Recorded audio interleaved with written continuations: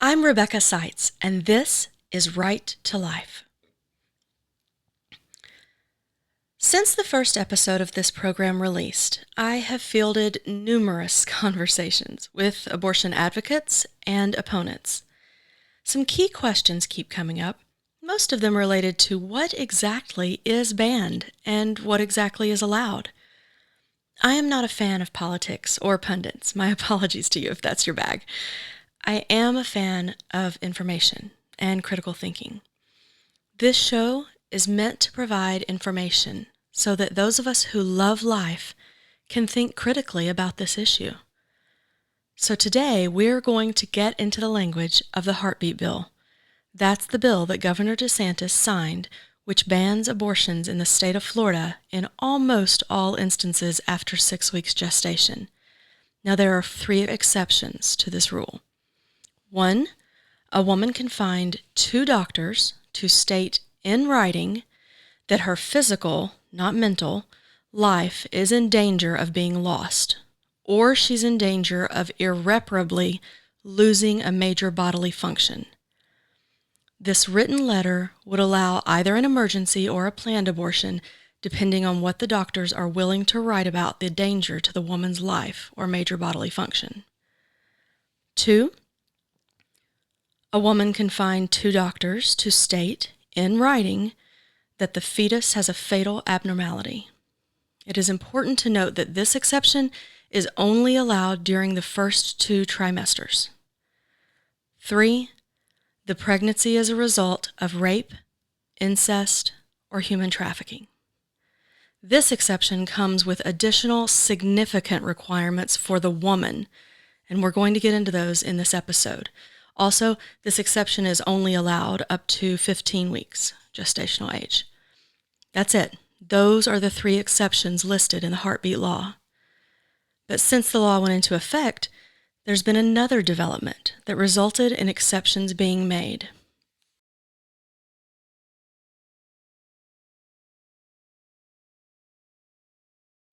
In the previous episode, you met Samantha, a Florida woman who underwent a D&C type of abortion to remove an ectopic pregnancy and save her life. Exactly 1 year later, Sam was back at that same hospital where she gave birth to her 3rd child, whom she calls her rainbow baby. The state of Florida has now issued some emergency rules regarding its abortion ban. These emergency rules describe 3 more instances in which a pregnancy can be terminated and the termination will not be deemed an abortion. If it's not an abortion, then it isn't subject to laws governing abortion.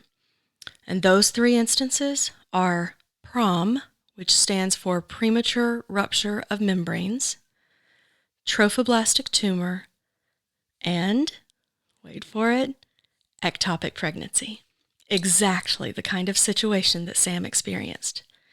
So to clarify, if you have an ectopic pregnancy in the state of Florida under these new emergency rules, your doctor should be allowed to terminate that pregnancy, thereby saving at least your fertility, if not your life, and not be in danger of losing their medical license or going to prison for several years. Emergency rules, however, have time limits themselves. We'll get more into that later in this episode. For now, let's first get clear on exactly what the Heartbeat Law says and means for women and their doctors in the state of Florida.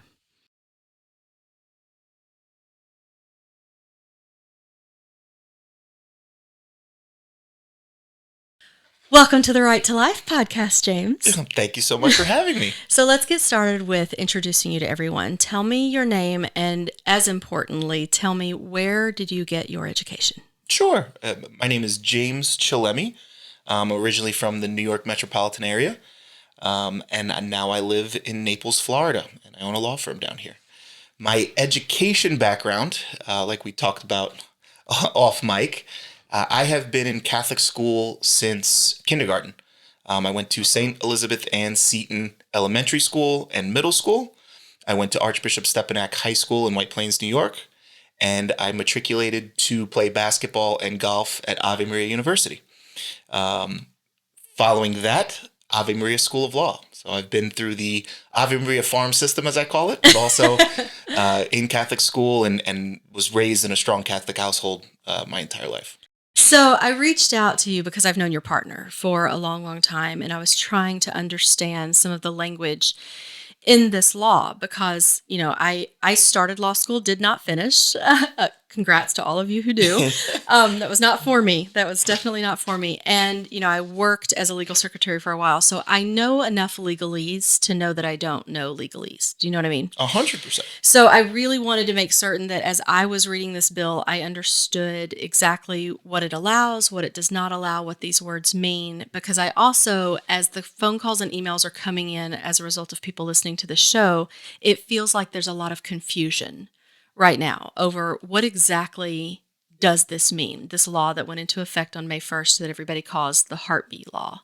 It was called the Heartbeat Bill when it was filed last year and passed last year and signed into law by Governor DeSantis, right? Right. And am I right to begin with that this was Senate Bill 300 in 2023? That is correct. And I do want to preface any of my commentary today. I'm not an expert on abortion laws. I'm not an expert on the legislative branch, but I am here today to provide some general information as I see it. Thank you. Okay. So first question. There's this section in this bill, and for those of you listening, you might hear some paper rustling because I have the bill in front of me, as does James. There's a section in here that reads, any person, governmental entity, or educational institution may not expend state funds as defined in Section 215.31 in any manner for a person to travel to another state to receive services that are intended to support an abortion. So my first question is, how would the state know if an organization or entity took someone out of the state to receive abortion services? How do they monitor that? No, it's a great question. As you can imagine, a lot of these laws are left purposefully ambiguous. And the reason for that is because that's where us lawyers make our money. I see. Is determining what does this mean? I'll have people come to me all the time with traffic tickets. And you look at the traffic ticket and you look at the statute upon which it's based. What does this statute mean that you can't, in a certain situation, go this speed limit? If you're in a industrial area versus a residential area, what does this actually mean?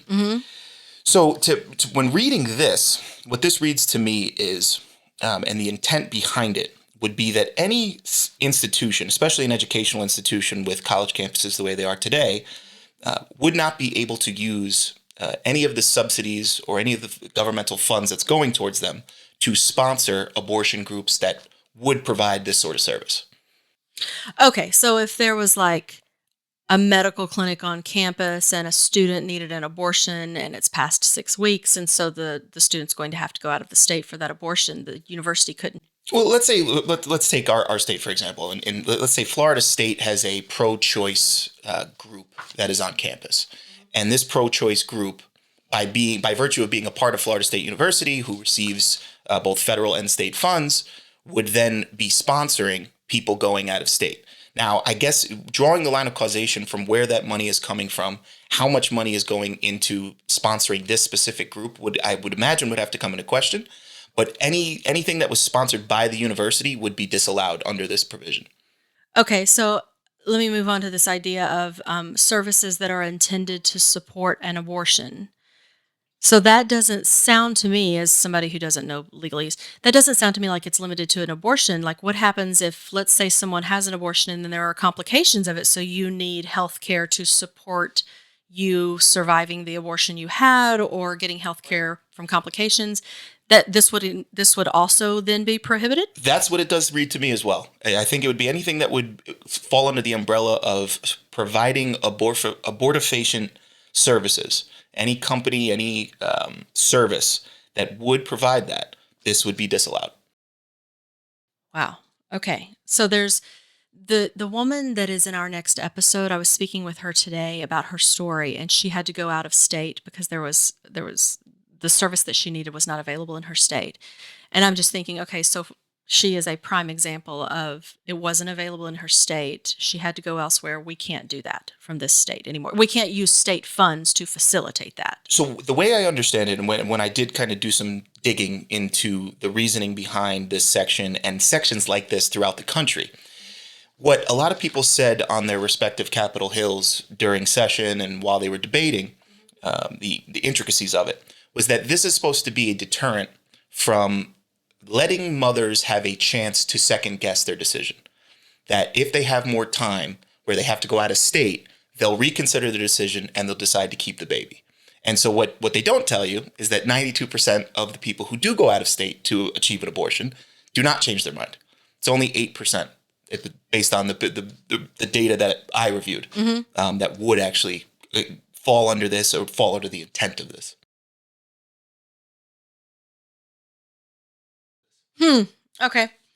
Okay, so let me move on to James has the bill in front of him as well. If you go to paragraph B under that subsection 2, it reads, one of the exceptions to being able to get an abortion says, there is a medical necessity for legitimate emergency medical procedures for termination of the pregnancy to save the pregnant woman's life or to avert a serious risk of imminent, substantial, and irreversible physical impairment of a major bodily function of the pregnant woman.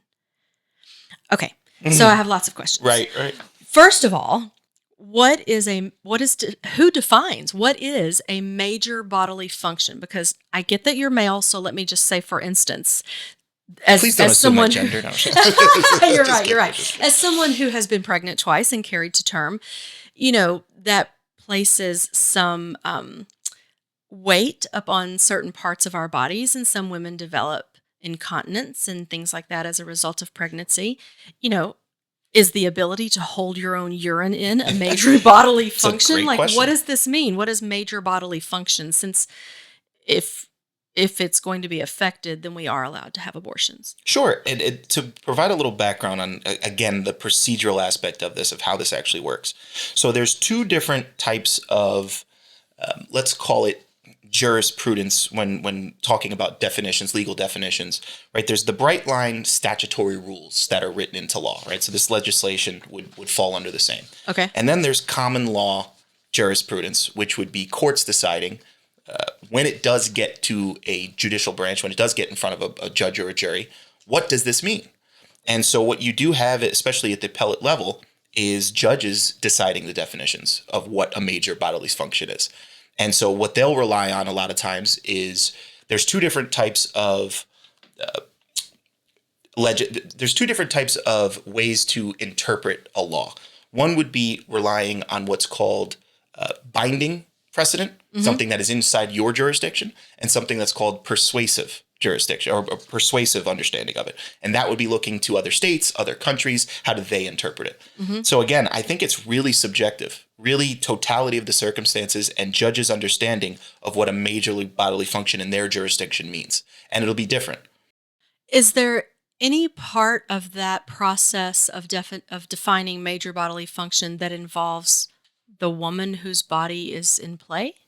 You would have to imagine that during whatever lawyer was making the argument, especially at the appellate level, they would rely on studies, they would rely on testimony, they would rely on what is commonplace in your jurisdiction.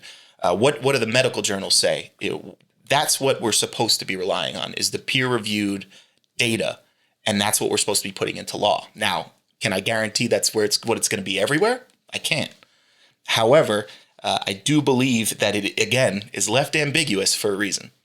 So if it's ambiguous, and yet doctors must make these calls, and if they get it wrong, they're subject to fines and prison time, years in prison, because it's a third-degree felony if they break this heartbeat law. Sure.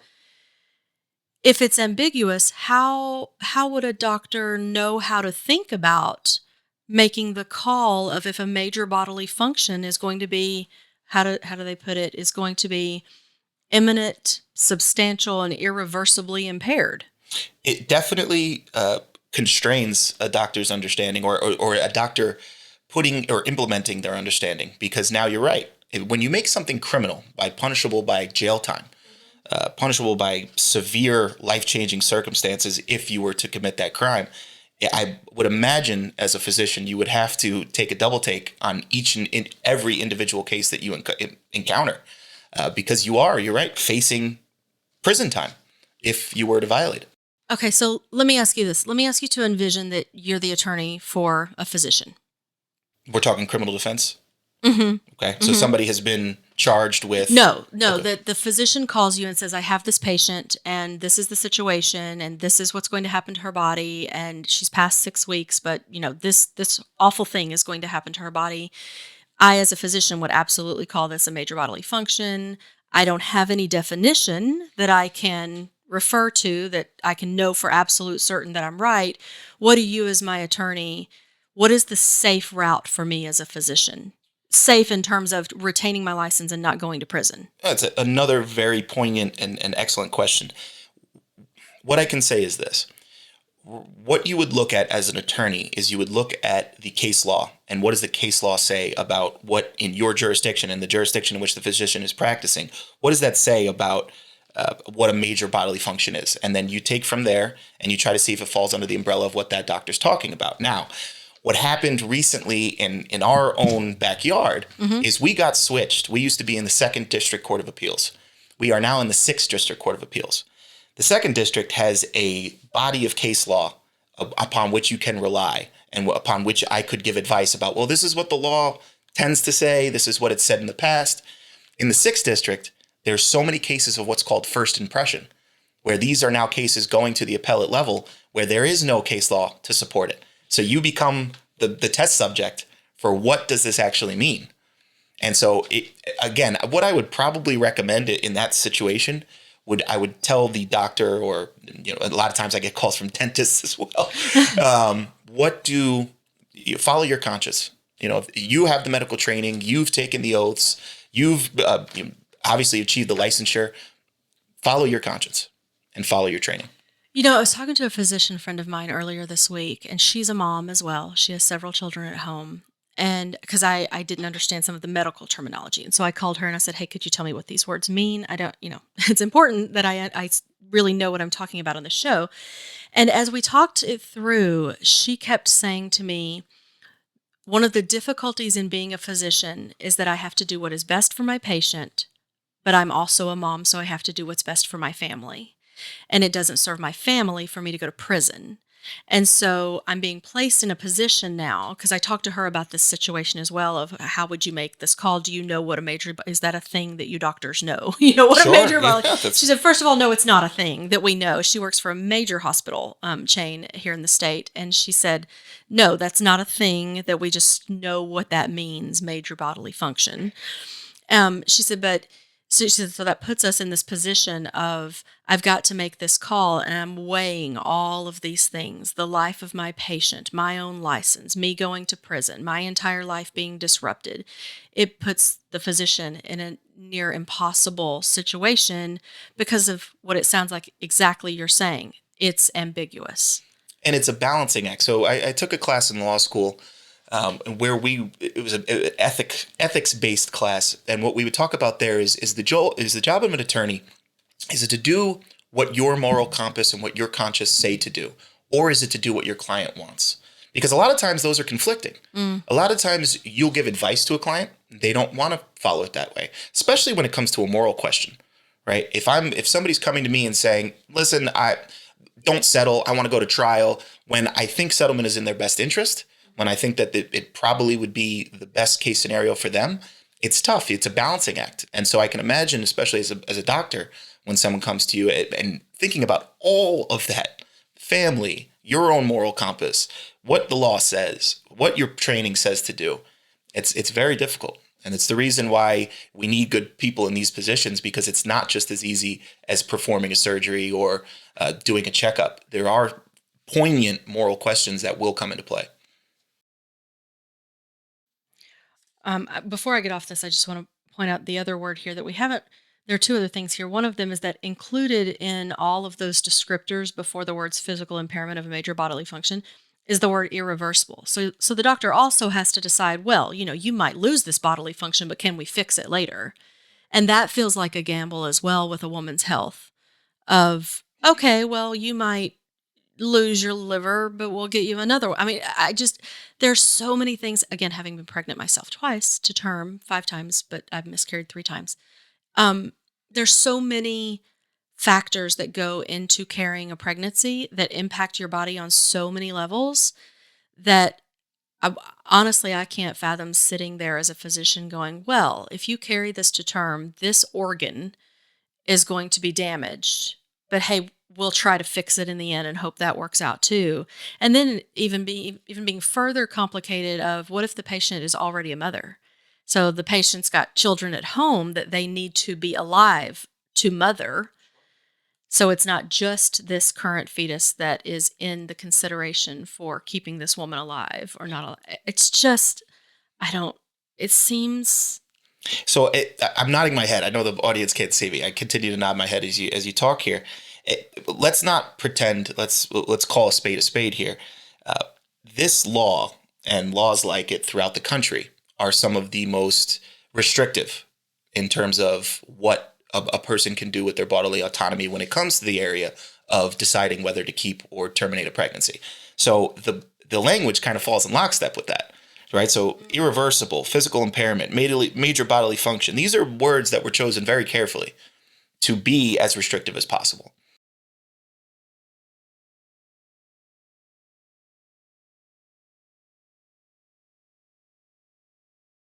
And the other thing I wanted to point out in this section is it ends with other than a psychological condition. So you cannot take the woman's mental health into consideration when you, the physician, are trying to make this decision of whether or not an abortion is allowed. Her mental health can't be included. Is that what that means? What I can say, knowing from the area of law that I practice in, especially personal injury, it's much easier to quantify physical damage than it is emotional or mental damage. That is what the physician told me that I spoke with. She said, the thing is, we can say, oh, well, these levels in your blood mean this. These levels of hormone mean this. But we can't say this means this mental condition is good or bad or managed or whatever. I mean, if you look into history, psychology, psychiatry, these are soft sciences, but they're also relatively new sciences.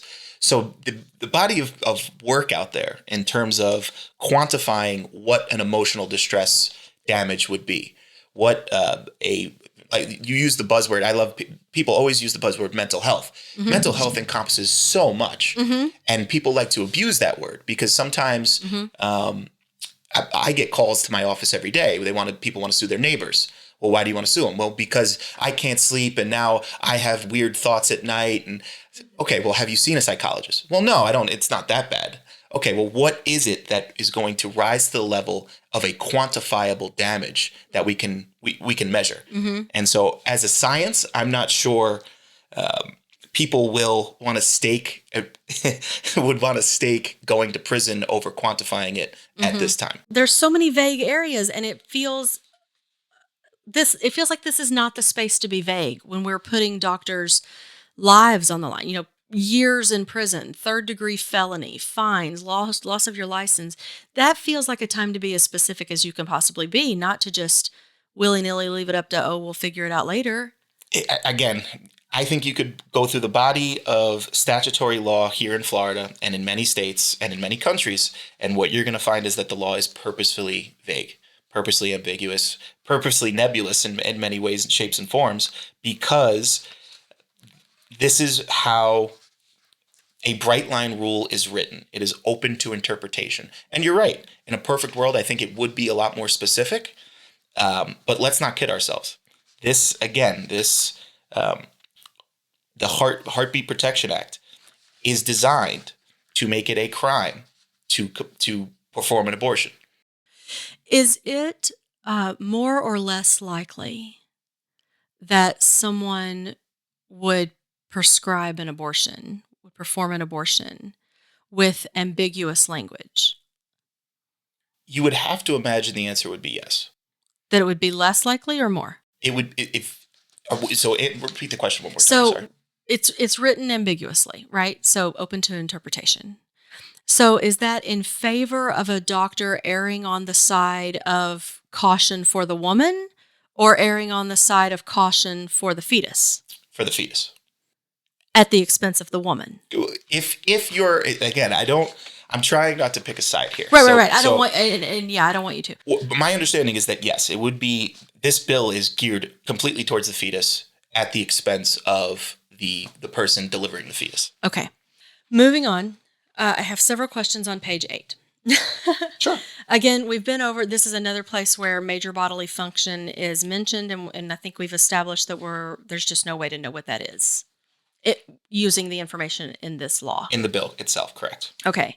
And this is another place where psychological conditions are carved out, as those cannot be considered when making a decision about whether or not this abortion needs to happen for the health of the woman carrying the fetus. So I'll move on then to Section D here. And this is where it allows for the exception of rape or incest or human trafficking. First of all, this law, let me make sure I understand. This law allows for a woman to receive an abortion if the pregnancy is a result of rape, incest, or human trafficking. Is that true? Up to 15 weeks with certain clarifying procedures. Up to 15 weeks gestation. Correct. Okay, and I just want to clarify, because this is another thing that I discussed with the physician this week to make certain I understood how gestation is calculated. The gestation begins with the first day of your last period. So not the one you missed that gave you a clue that you might be pregnant. Right. The one before that. Right. So by the time you find out you're pregnant, there's roughly 4 weeks in between your periods. So, you miss your period. So you're 4 weeks gestation at the time that you miss your period. Many of us, you don't know this, James, because you're not a woman, but many of us are like, oh, I'm just stressed and I'm a little off my calendar and it's fine, it'll come. So we don't immediately think pregnancy. Sure. Unless we're trying. So we might wait another week or so. And then if we're busy at work or we've got kids at home that we're already dealing with or partners or whatever, it might actually be 6 weeks, which is 2 weeks after our missed period before we actually take a test. And that it's even longer if any of us are not regular with our periods, which is a lot of women. A lot of women do not regularly have periods every 28 to 32 days because stress and hormones and everything affect it. I'm married. I have that's right. Of an understanding. Honestly, I'm one of those women that if I skip a month, I'm like, thank God. I'm not automatically going, oh, I must be pregnant. So even the idea that we're going to somehow know we're pregnant before the 6-week time period has passed isn't realistic, because most of us aren't even taking pregnancy tests before that 6-week gestation, because it began counting with the first day of our last period, not the missed one. So based upon what you're telling me, it seems to me that this would be a very undue burden that you're placing on women to really track their periods and take pregnancy tests and figure out if you're pregnant, just in the off chance that you do have an unwanted pregnancy. Yes. To make sure that you're inside that gestation. That you're less than 6 weeks. Wow. So now we go to the cases of rape, incest, and human trafficking. This law allows for you to go up to 15 weeks to get the abortion, right? That's the way I understand it. So again, just to give a little bit of background and some general information on this, there was a case in 1989. In 1989, it was called In Re TW. And In Re TW, the way I understand it, basically codified in the state of Florida a Roe-like protection, which said that included in the right to privacy in the state of Florida included abortion rights for all women. Now, after the decision that came out, I believe it was last year, of the, I believe it was Planned Parenthood of Central and South Florida versus the state of Florida, that it completely did away with In Re TW's case law and the precedent that it set, and said that women would only have a right to abortion after 15 weeks and got rid of it as a constitutional right to privacy here in our state. Got it. So that's where the 15-week thing comes from. That's where that came from, and now we took it a step further with this Heartbeat Protection Act. Okay. That's now taken it back from the 15-week to 6 weeks. So is the 15-week, in the case of rape, of pregnancy as a result of rape, incest, or human trafficking, does the 15-week timeline still apply, or the 6-week timeline? The way I understand it is if you are a victim of rape, incest, or human trafficking, the 15-week timeline would apply, provided that you have if you are a victim of rape, incest, or human trafficking, you make a report to a law enforcement agency, and you have proof of that report. Okay, so full disclosure, listeners, I'm a rape survivor. And so this one hits close to home because I've lived through that nightmare of, oh my God, could I? And I was raised. I can't even imagine. I was raised not to take the Lord's name in vain and even say, oh my God. And that was one of the few instances that I ever in my life went, oh my God, could I be pregnant with my rapist's child?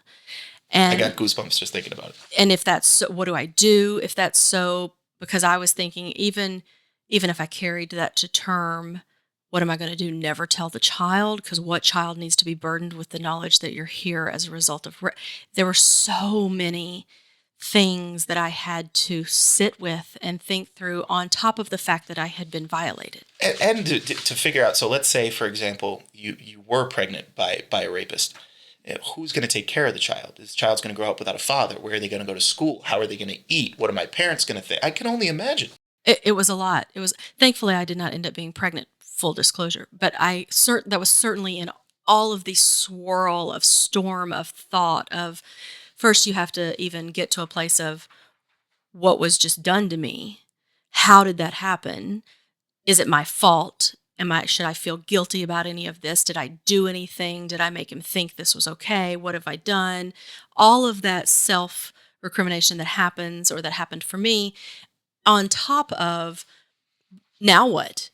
What does this mean? What does this mean for me as a human being, for my worth as a person, for myself as a woman that other men might or might not find attractive, for me as a future mom and wife, and so many things.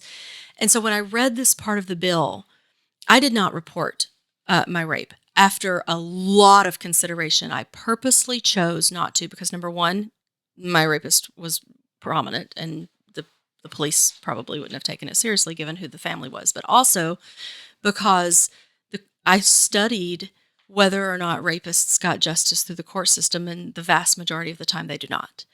And it felt to me like if I tried, I was just going to get raped again by the court system. That's truly how I thought about it. I don't mean to laugh. No, it was the reality. I was just like, y'all are just going to rake me over the coals all over again, and I'm going to have to get on a stand in front of everybody, and I'm not doing that. I've already been violated. You don't get to do it to me again in public. It's totally reasonable and totally understandable. So, I went, I got counseling, I got healthy. I am a healthy person as a result. But when I read this and I thought, okay, not only are we going to force her to carry that baby to term, the only way she can get out of that is if she does subject herself to a court system that very clearly, the majority of the time in every state in this nation, does not get justice for the victim. I think I could opine for another hour and a half, 2 hours, 24 hours on prison reform and, what my understanding of what needs to happen in this country and the difference between deterrent and retributive justice and what happens to the victims and what happens to the perpetrators. Why is it that they're given, let's say somebody gets a 30-year prison sentence for rape, so they go to a air-conditioned and heated building, get 3 square meals a day, and basically live out their life on the taxpayer dime. Mm-hmm. With all the comforts that come along with that. Mm-hmm. Doesn't seem to be aligned with my views on what should happen to a person that does something like that. And I would think a lot of people. Mm-hmm. So am I to understand in this bill, first of all, if she tells her if she comes to her doctor, it's after 6 weeks. She says, I'm at 10 weeks or whatever. Doctor says you're at 10 weeks. You've told me the first day of your last period. I've calculated it. You're at 10 weeks. You can have an abortion, but you first have to go to the police and file a complaint. And then you have to bring me a copy. How does the doctor know? When you first approached me about this episode, mm-hmm. right, we had talked about how that just talking through this was going to be beneficial, not only for you and I, but for anybody listening to this. And when you talk about it, when you actually parse it out, it really does sound ridiculous. Yes, it seems ridiculous. What is she supposed? Really, like, is she supposed to? I need a copy of my police report to show my doctor. Again, Rebecca, let's not pretend like this is not supposed to be highly, highly intrusive into the rights of the mother. I struggle to find how that is life affirming and life giving and life sustaining.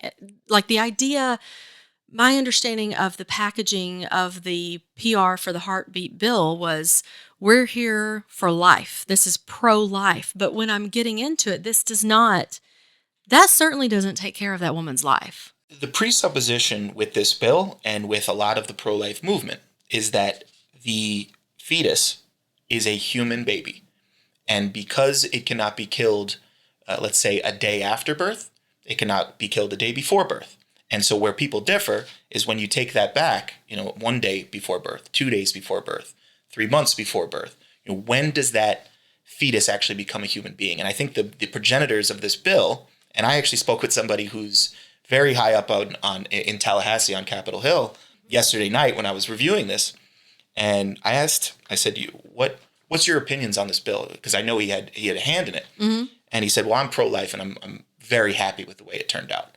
And when he says pro-life, it means something different than when you say pro-life. Mm-hmm. Right? I have learned that. Defining our terms, I think, is a very important thing. I told you when we talked on the phone, I am not comfortable giving an opinion on abortion because it's way above my pay grade. I think it's much more of a medical issue than it is a legal issue at this time with our understanding. Mm-hmm. But again, I think if we're going to look at this bill, we have to view it in the eyes of someone who believes they are protecting a baby. Okay. And so in this instance, what we're seeing is a protection of a fetus over the actual viable life that is in front of them, the woman.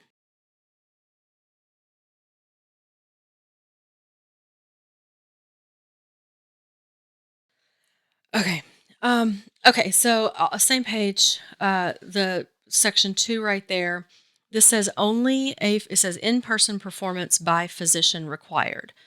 Only a physician may perform or induce a termination of pregnancy. A physician may not use telehealth as defined in this section to perform an abortion, including medical abortions, blah, blah, blah.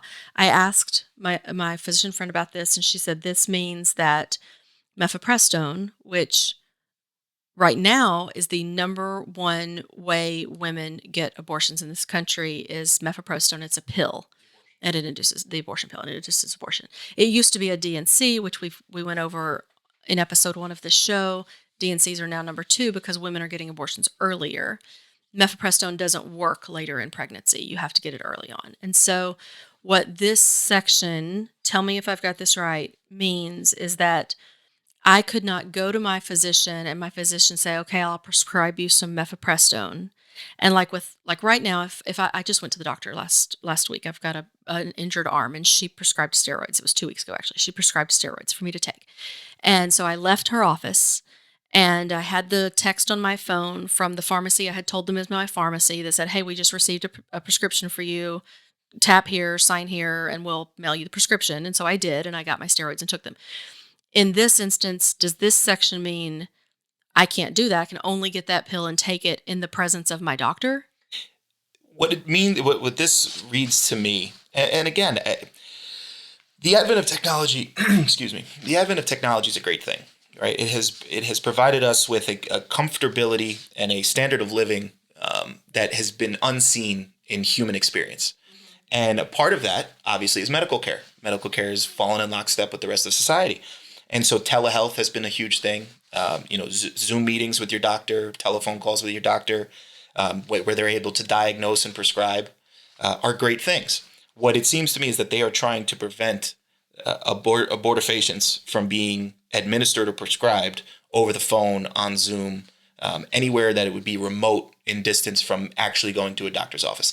Now, again, this could be a part of that deterrent action that they're trying to achieve, where make it harder to get it. If you really want this pill, you got to come into the office. You got to look me in the eyes.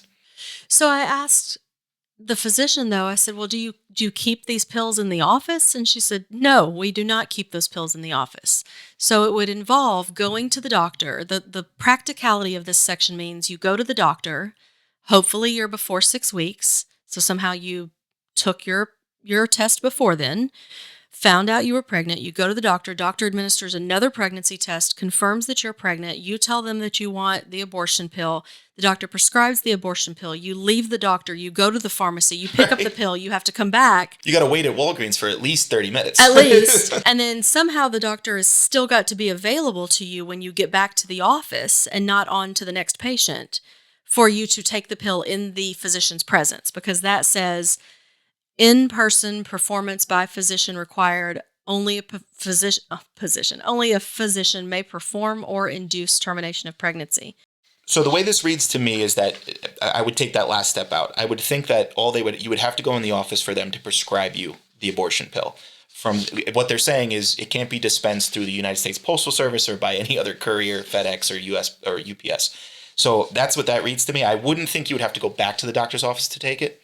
I would think that the administration of the pill would be the prescription. So let me refer you then to the sentence where it says, any medications intended for use in a medical abortion, which is mifepristone, must be dispensed in person by a physician.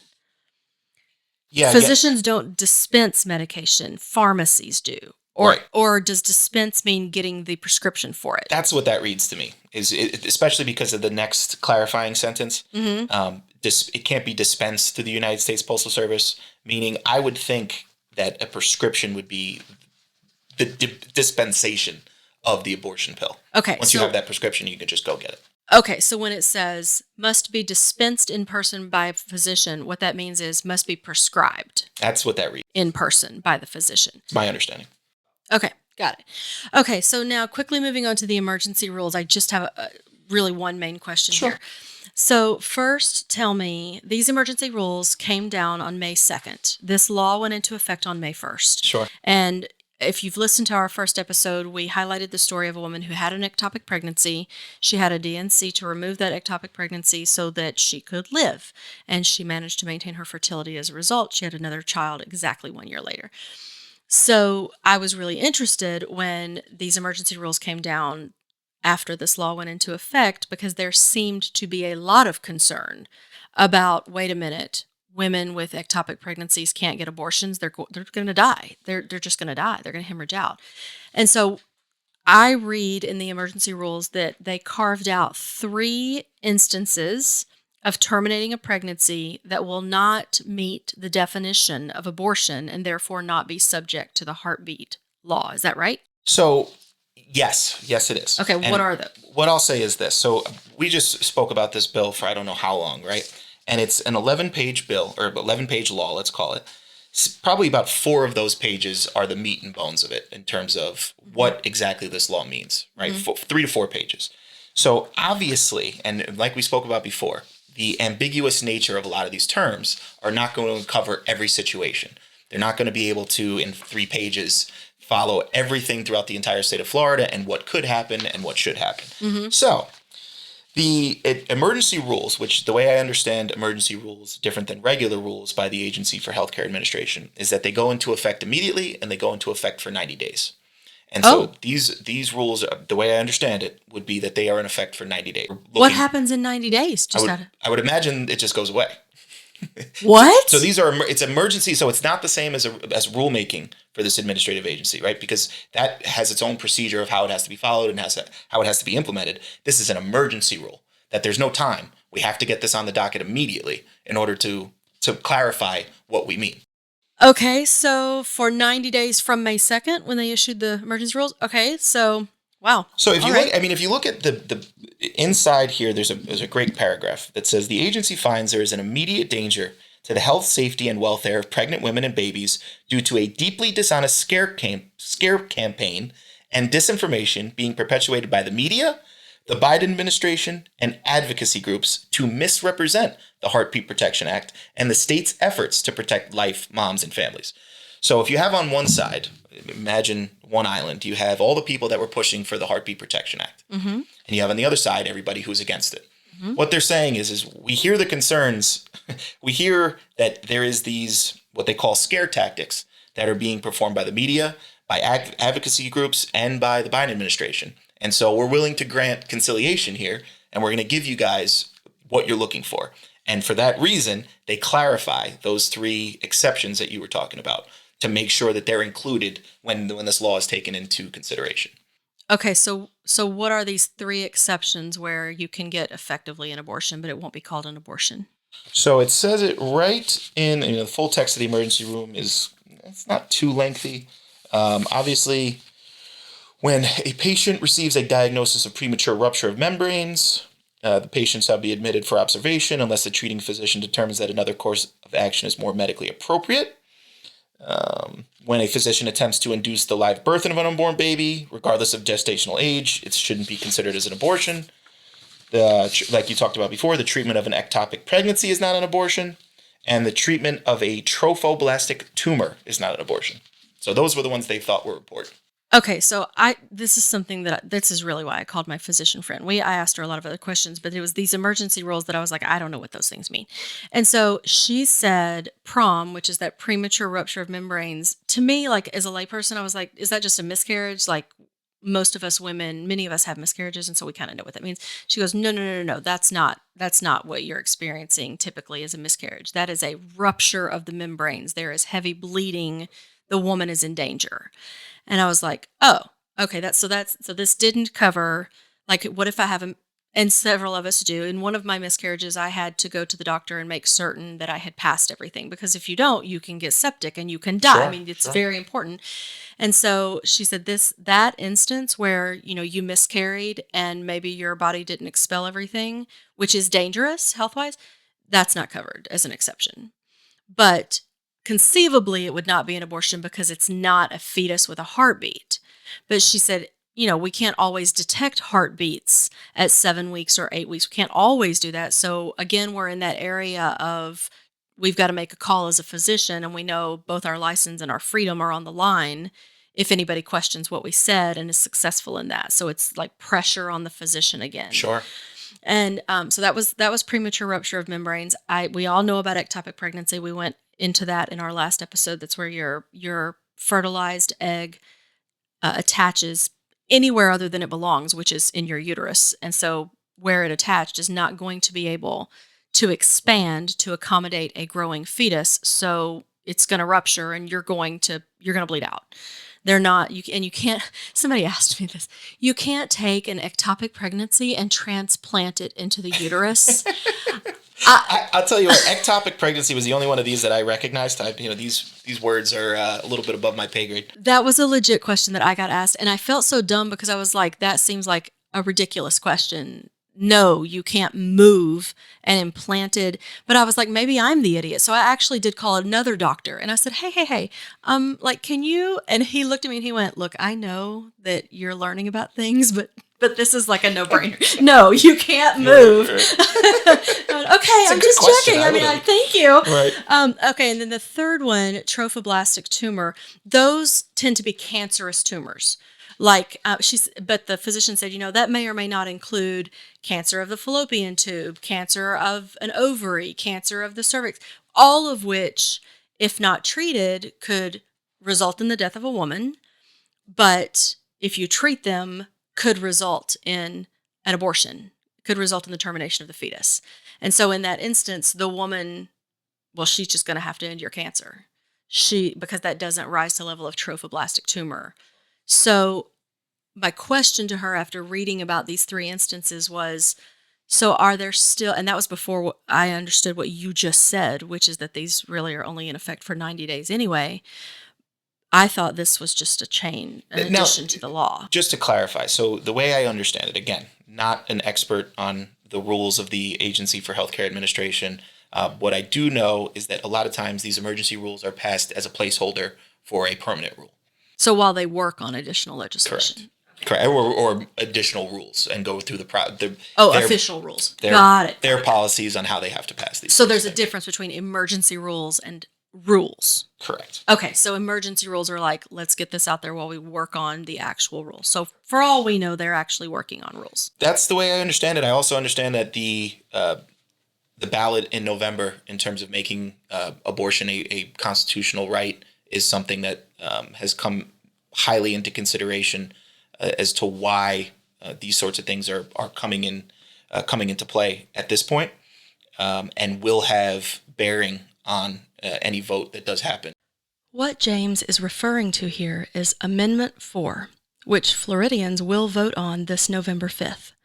Amendment 4, if passed, will enshrine the right to abortion up to the point of fetal viability, meaning the baby can survive outside the mother's body, as determined by a doctor. So let me ask you about that as my final question here, because Amendment 4, my understanding of Amendment 4, which, I think we'll eventually do a longer episode about and we'll read it and all of that, but my understanding of Amendment 4 is that if 60% of voters vote yes on Amendment 4, it will enshrine the right to abortion in the state constitution. And if that happens, laws like this no longer apply. Is that true? Correct. Yeah, so it's very, very difficult to there's a saying in the legal field. It's very hard to become a member of the Florida bar, or of any bar association. It's even harder to get thrown out of it. It's the same thing with the Constitution. It's very hard to pass a constitutional amendment. You need a 60% supermajority that votes on this and enshrines it into the Constitution. So it becomes a human and United States citizens' right. Thank you very much, James, for coming on here. Like I said, as the show got out and I started getting feedback from people, it seemed like everybody wasn't really clear on what is in this law to begin with. It's not that, as you said, it's not that many pages to read yourself. But even when I read it myself, I thought, I don't know what some of these things mean. Let me get someone who actually works in law every day and can explain to me things like precedent and stare decisis. Well, I got to say, Rebecca, my hat's off to you. Obviously, your podcasts are doing incredibly well. But to sit down and want to have this conversation, a lot of people are in our 3-sentence clickbaity era where you click on it, you form an opinion on it, and you move on with your life. And now you're out repeating talking points that you heard that just aren't true. So to sit down and to parse through the details and to have the uncomfortable conversations and to figure out what is actually going on is invaluable to our society. So I thank you for what you're doing. Oh, I appreciate that. I think there are lots of times that I can just be like, oh, that's my opinion, whatever, move on. But this is like literally life and death. And it's affected you, and it will affect... I have a daughter. Exactly. I've got a teenage daughter. Yeah, very close to home for me. Thank you, James. I appreciate you coming on. Thank you, Rebecca.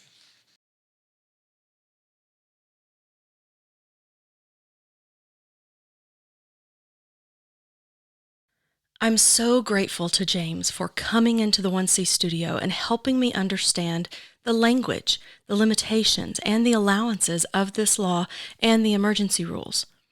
Please be sure that you are liking or following Right to Life on your favorite podcast platform. See, that way you'll be notified when new episodes hit, including episode 3, which is when you'll hear from a woman who learned that she was pregnant with twins, only to later be given difficult news and face an excruciating decision. In the meantime, remember that this show's production is made possible solely by the generous support of listeners like you.